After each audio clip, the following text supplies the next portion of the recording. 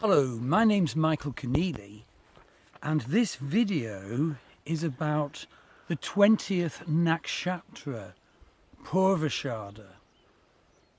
The Nakshatras are the utterly wonderful 27-sign lunar zodiac of Vedic astrology. They are genuinely such a powerful guide to the depiction of our personality. They're genuinely such a powerful guide to our spiritual path and potential. They're also the basis of a wonderfully powerful declarative system of Vedic love astrology, the astrology of relationships. They're not always easy to present because they don't pull punches. They present often quite difficult facets of personality that each different nakshatra will manifest. But of course that is a valid task because we incarnate here to go through difficult or dysfunctional scripts, karmas and behaviour in order to purify them. And we incarnate here in order to develop and express the special talent or talents we were born to manifest. And so often we have to go through barriers and terrible challenges of learning and development to get to the highest spark of the presentation of ourselves, the fulfillment of our life, what we came here for. And the nakshatras are such powerful presentation to assist us to point the way. So basically you can find out about the nakshatras in your chart through having one of my astrology readings or through enrolling on my Nakshatras course. And the websites for those are given in the write-up below this YouTube and in the associated blog. So let's focus on the 20th Nakshatra, Purva Ashadha. Well, it's quite a vehement and strong energy, quite a vehement and strong person. But if I was to try and express the overall spiritual task facing a Purva Ashadha person, I suppose it would be to talk about the purification of their personality, of the way they see themselves, of the way they behave. It's a vehement and powerful nakshatra. And so unless Purva Ashadha people become more self-aware, maybe using the guidance in the nakshatra astrology, then they're going to create harmful situations for themselves and others. And in particular, I'd say, one of the things we're talking about here is spiritual harm. Because I do believe that Purva Ashadhas are very prone to adopting a very formulaic spiritual paradigm and enthusiastically preaching and pushing the paradigm, pushing it on others. And of course, Purva Ashadhas are particularly noted for being able to gather friends. And so in other words, the Purva Ashadha teacher with the often new and special inspirational paradigm, which is all legalistically set out, gets supported by their group of friends. Now, I did a 5-year field study of social anthropology that was university-based of spiritual forms new to the modern West. And over again, I see people pushing the package they've got, the new ultimate enlightenment, supported by the group of friends. And this is not how it's supposed to be. The Purva Ashada person has to move through that into becoming more self-aware, more human. And an interesting and important fact is, and of course I'm not saying in any way that Purva Ashada people are like this, but an interesting fact is that Adolf Hitler had his moon in Purva Ashada. Now, fascinatingly, Adolf Hitler's moon was conjunct Ketu, the south node of the moon, and also Jupiter. And, of course, he developed a brand new spiritual paradigm, the Aryan philosophy. He was inspirational, and he was responsible for the murder of millions of Poles and Jews and Gypsies, including members of my own family on my father's side. So this is clearly where the inspiration and the paradigm of Purva Ashada goes hideously wrong. But obviously there are other factors there. Terrible mother indicators. He had moon conjunct Ketu, the south node, in the 4th house. And so I'm not saying that every Purva Ashada person is like that, but I would say that quite a number of the Purva Ashada people I studied push formulaic, enlightened, detailed spiritual paradigms. And I feel it's the misfortune of people to get caught up into those and all the groupie dynamics that can go on with that. So let's look at a few facts and figures about Purva Ashada. And as I say, if you want to know more and understand more and how to handle this energy, enroll on my Nakshatras advanced course. You need to know a bit of Vedic astrology first to be able to do that. Or have a reading.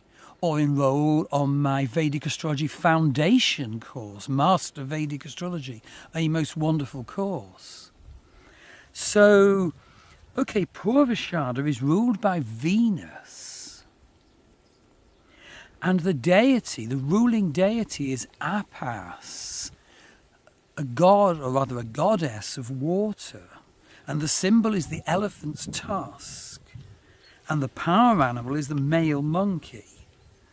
And the motivation is towards moksha, or salvation. And the Ayurvedic dosha is pitta, or fieriness. The quality is fierce.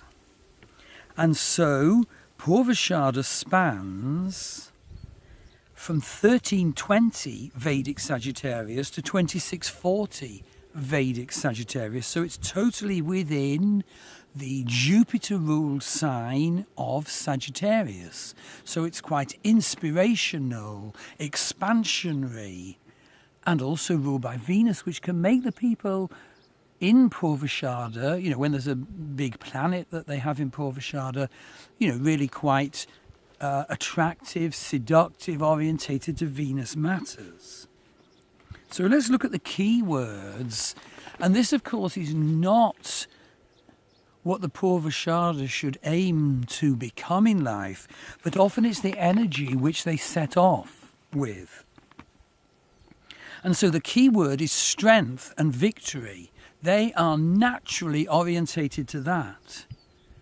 And so there's an air of invincibility about them, particularly when they find their spiritual paradigm. And so they'll actually smash through anything in their way. And they're very, very proud and obstinate.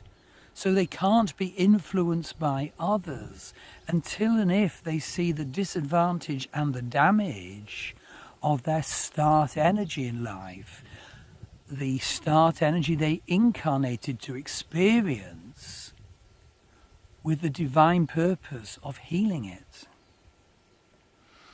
And as I said, one of the symbols is the elephant's tusk, but another is a fan, which sort of indicates their superiority. And they can believe and they can have intense conviction that they are superior and they can't lose. And in fact, they have an ability to come out on top. But of course that's sometimes very misplaced because of the malign effect they can have on others. Now they're not at all an impatient energy, but they are implacable. And they can, be quite oratorical and even obstinate and aggressive in the way they voice who they are, what they believe, and the spiritual pathway. So they can be very blind to their own flaws and in self-denial. And yet, there's the Venusian creativity and talent. So if they can become aware of the downsides, they can start to make a really beautiful offering to people's lives. And as I said, they're very noted for having many friends. And they are indeed orientated towards moksha or spiritual salvation. Although, as I said, there's a danger of over-expansiveness in their paradigms. And there's a danger that their opinionated nature can simply crush anyone who doesn't match the paradigm. But disregarding that, the pitta or fieriness within them makes them quite fiery and forceful, inspirational, charismatic when they handle that properly. And the Venusian quality, because the nakshatra is ruled by Venus, can make them very attractive and even seductive. But of course the danger there is that in fact it can become illusionary or manipulative. So they're obviously born to quite a tightrope walk. And as I said, this is what the nakshatras can do. Some of the nakshatras are admittedly very difficult, very harsh. And so they depict that your soul has chosen a particular challenge. And it's no sort of new age happy talk, this. But it's very genuine perception. And always a pointer is given to the sort of spiritual pathway that your birth offers you to heal and learn about the downsides. So, and yes, they can have an ability to influence the masses. So the teaching they can give can take on quite a sort of, the attributes of a movement. And indeed, in life, they're orientated to fame and wealth and fertility and wisdom. And yes, they are inspirational. And so, as they learn to deal with the whole Purva Ashada mix, they have periods in their life or phases of purification and regeneration. And, from those comes inspiration and insight. So a very key theme is purity. And here's where the ruling deity, the water goddess Apas, comes in. Because Apas is cleansing. And it can spread. We're by a lake here, and this lake rises, and the water level drops away. And then the other thing is, water can get contaminated. And that's the great spiritual truth that Purva Ashadas need to take on board. So favourably, Purva Ashadas are popular, polite, devoted to friends, intelligent, the good, effective manager, the valuable, steady worker. They're supportive and courageous, influential and wealthy. And they often have quite a number of children. And they're magnanimous, unless crossed. And they're polite and optimistic.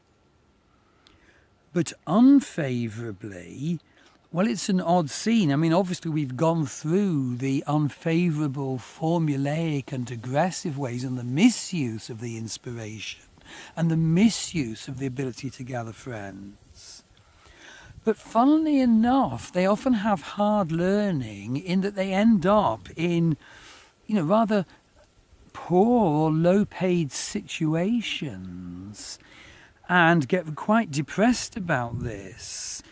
The mother who's married to the not very well off guy, or the hard-working, receptionist with the incompetent manager who doesn't help her progress and doesn't honour her personality and what she can do, all those sorts of things. And here's another, really, really true thing that I have seen. And, I've been teaching Vedic astrology for 22 years, and as I said, I've done the field study. This is something I beg them to consider. Their children can very much become the victim of the parents, the Purva Ashadha parents' ruthless, ambitious, and often spiritual path. And so the Purva Ashadha parent must check out whether her developing and expanding her spiritual offering to the world actually is causing harm to the children.